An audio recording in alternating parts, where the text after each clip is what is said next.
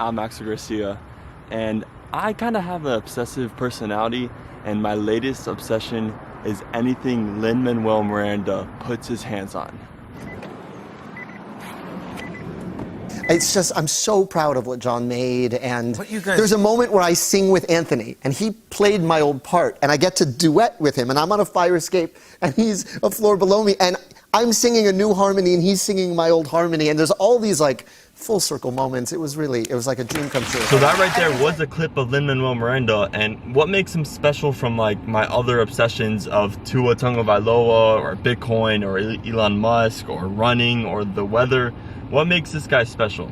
Well, Lin-Manuel Miranda went from a substitute teacher to writing 2 amazing rap and hip-hop musicals for Broadway. His first musical, which went to Broadway in around 2007, give or take a few years of off-Broadway and on-Broadway.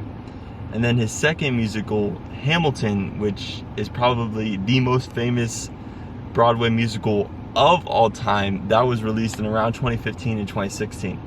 Well, his first musical I actually just took part in for my own high school production. That was just a week ago.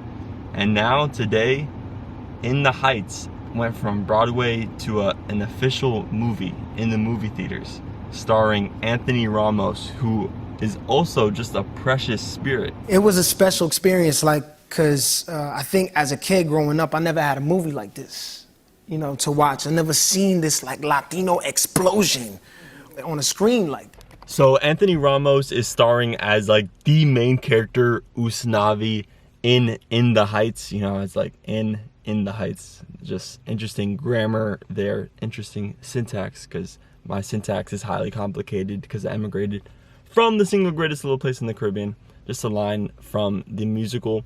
I'm excited to see all the minor differences or the major ones in between the playwright and the actual movie, because they cut out some songs, R.I.P. Sunrise and Hundreds of Stories, and they cut out an entire character, and they also added a character. So I'm excited to see all the new storylines. If they have some dialogue from the play into the movie, that would be cool. Like, what it do? Ha ha! Great sunlight this morning. If Graffiti Pete says that, I'll be amazed. And Lin-Manuel Miranda is actually in the movie as not Usnavi, but the Piagua guy. So I'm excited to see Lin in the movie too. So I'm going to my girlfriend's house to chill with her for a couple hours, and then we're going to eat, and then I think we're going to AMC, where the apes are taking hold of the stock. There's the poster, yes sir. Lin-Manuel Miranda right there. Eee. You just thought it was okay? It was I was so, like, when I heard the musical for the first time, I was like, I- oh my god. What I did like about the movie is that they added a lot of stuff that has to do with like culture. Like, I saw the dream sequence was, if I can say fair, drove me to tears, as you saw, babe. I know, I felt like that was probably like the best adaptation of the song. That was the possible. best.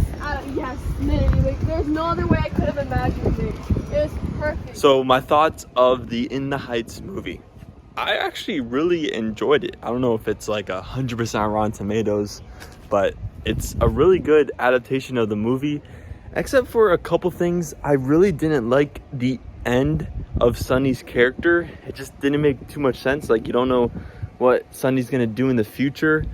And also, Benny and Nina's end just also wasn't satisfying. It's like, their start was great. Like, I was actually like crying, like actual physical tears at the end of Breathe, and It Won't Be Long Now. But just the rest of Benny and Nina's relationship, it's just, I don't know, I felt like at the end there should have been like Benny saying goodbye to Nina at like the airport, and Benny giving some sentimental gift to Nina that would mean like a lot, something that would mean home.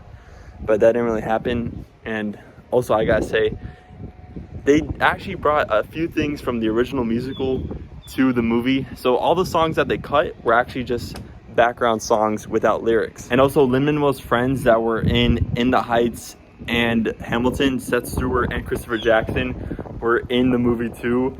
Lin-Manuel Piagua was amazing. Him getting into a fight with Mr. Softy, like, oh, and just like in the movie, all the lyrics like come to life because on a Broadway stage, you're so limited by what they can like actually show you. They can't put effects onto the screen. They can't do a whole pool party with 96,000. That was just so much fun.